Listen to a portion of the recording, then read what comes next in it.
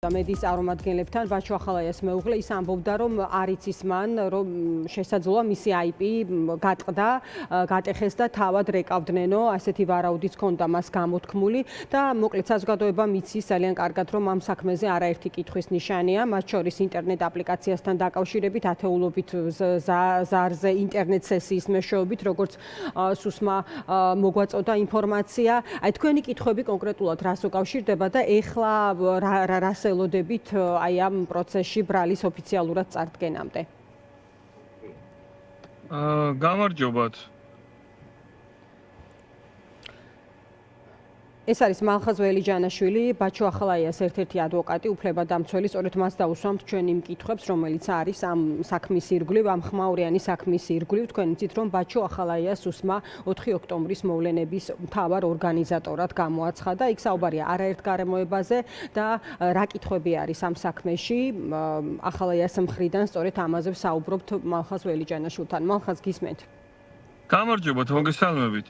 ნახეთ როგორი სიტუაცია აქვს ამ ეტაპისთვის ფიზიკურად მტკიცებულებებთან წლობა არ გვაქვს.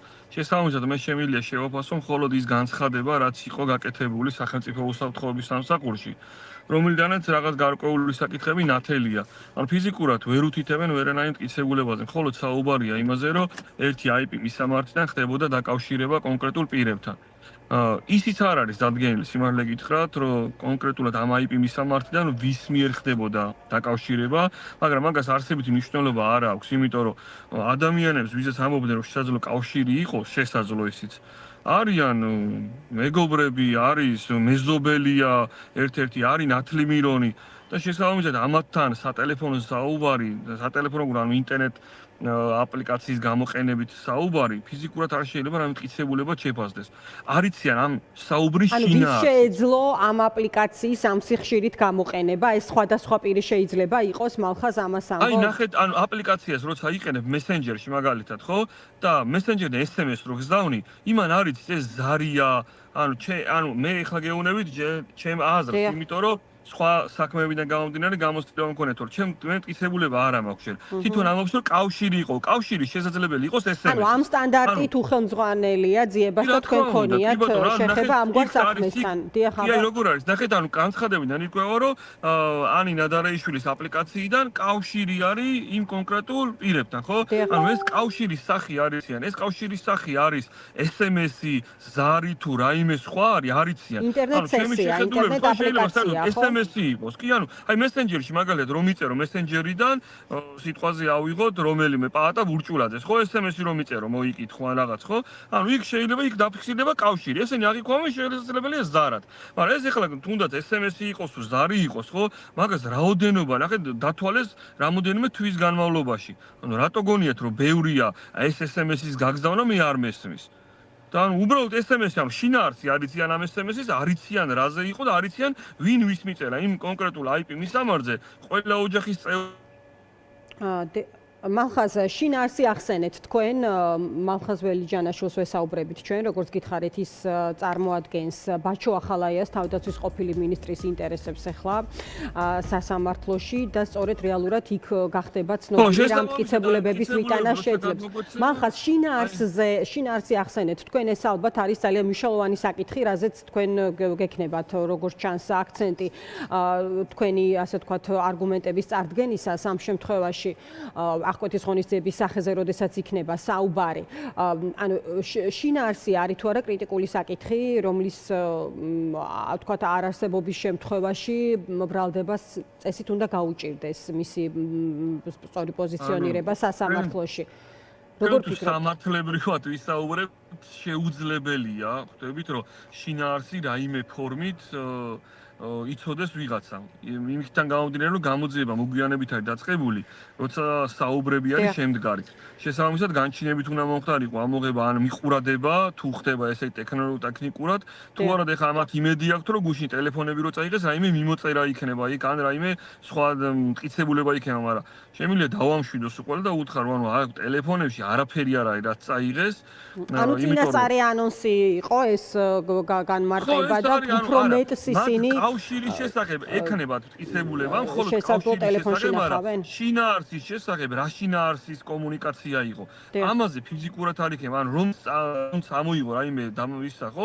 იქნება ჩვეულებრივი მოკითხვები იქ და არაფერი სხვა მსგავსი რაიმე დანაშაულთან მიმართებაში.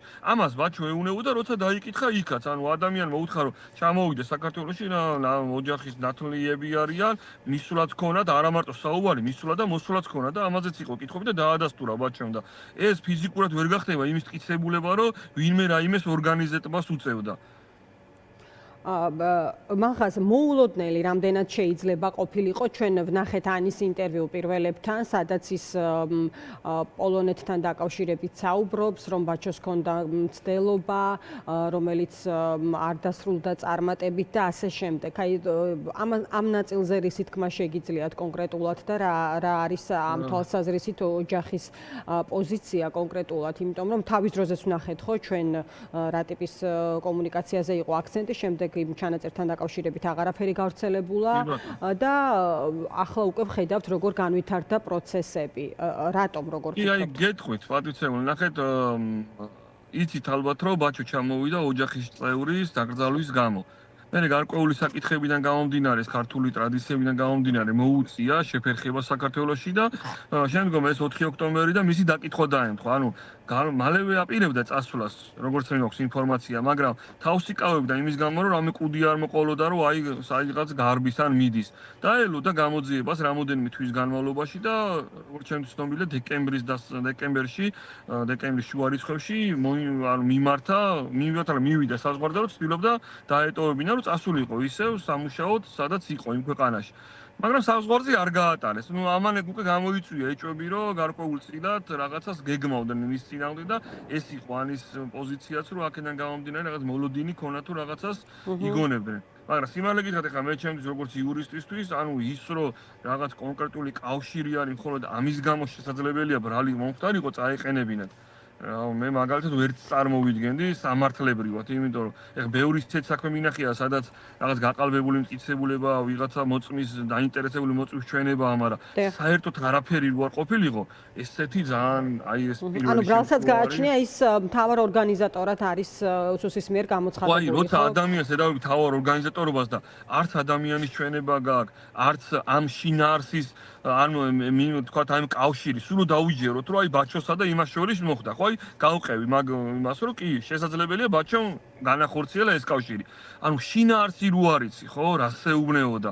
თუნდაც 4 ოქტომბერს, რავი, არ შეიძლება რომ დაერეკა და მოეკითხა, ან SMS-ი მიეწერა როგორ ხარო, რავი, რატო ფიქრობენ, რომ მაინც და მაინც ამ აქციას უკავშირდებოდა ეს ყველაფერი. ანუ მალხაზ ანუ ძიება როგორც თავად ამბობენ, ისინი ხელმძღვანელობენ იმით შემდეგ როგორ მოქმედებდნენ ეს კონკრეტული პირები, ხო, ამ წუთებში თანხმედრაზე რაც არ უნდა გეცოდინებათ, ხო, ამიტომ გეკითხებით, აი ამაზე არგუმენტები რა უნდა დაემთხეს, ხო, ჩვენ ხომ მტკიცებულება გვჭირია. ზერა რომ ახალაი ამას გააკეთებდაო, ეგ იყო ზუსტად ეგ.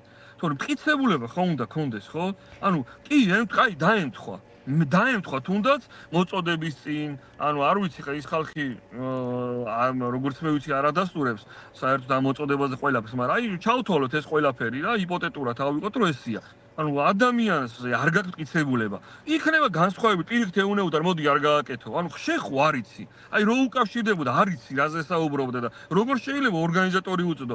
აი ჟურნალისტები ხართ, მაგრამ პაატა ბურჭულაძესთანაც და აგე იქით სხვებთანაც, ირაკლისთანაც შეიძლება ყველას ქონოდა დანარეკი, ხო? რა ჟურნალისტებიც უნდა დაგიჭირონ, რომ ახლა მაგის წინ დაურეკე? მალხაზ თქვენ შინაარსზე ამახვილებთ ყურადღებას, რომელიც ამ დიფიდიდან ჩანს, რომ ამ შინაარსზე შესაძლოა არ კონდეს ძიებას წარმოდგენა. აი თქვენ რა შეგიძლიათ თქვათ იმ პროცესზე, რომელიც ჩვენ ვნახეთ სახლში, ხო? ბაჩოს და ანის სახლში კონკრეტულად ტელეფონების წაღება ახსენეთ, ეს ანიმაც თქვა ინტერვიუში, რომ ტელეფონი მას დაადებინეს და შემდეგ წაიღეს ნივთკიცების სახით. კიდევ რა არის წაღებული, რაც შესაძლოა ძიებას დაეხმაროს მისი პოზიციის გამტკიცებაში. ტექნიკა არის, ძიებას მე დარწმუნებული ვარ, ვერაფერში დაეხმარებ, იმიტომ ტექნიკაა წაღებული და იმ ტექნიკაში არანაირი ინფორმაცია არ იქნება, რასაც შეიძლება კავშირი ქონდეს ამ ყველაფერსთან. ანის საჯარო განცხადებები იყო მისი პოზიცია ეგ და ანუ ეგ არის სულ რაც არის თლიანად. ტექნიკა კომპიუტერს გულისხმობთ ალბათ. ტექნიკა კი იყო, რაც კი იყო სახში ტექნიკა, პლანშეტი იყო, ლეპტოპი იყო, ასე ყველაფერი ესენი წაიღეს. მაგრამ ეხლა სამართლებრივად რამდენად სწორად გააკეთეს, მტკიცებულება უნდა გადმოგცენ და მაგის მიხედვით შევაფასო. ეხლა განჩინებით არის, განჩინების გარეშე არც რამე დაუტოვებიათ სახში, არც რაიმე შეუდგენიათ, ესე მოუვიდნენ, და წაიღეს. ხომ არ შეუტყობინებიათ თქვენთვის ბრალის წარდგენის არა, ამ ეტაპისთვის ჯერჯერობით და შემდეგ დაკავშირებულები არ არიან. მაგაზე არ გვაქვს ინფორმაცია ჯერ. კარგი. დიდი მადლობა მალხას დაგემშვიდობებით. ეს იყო მალხაზ ველიჯანაშვილი.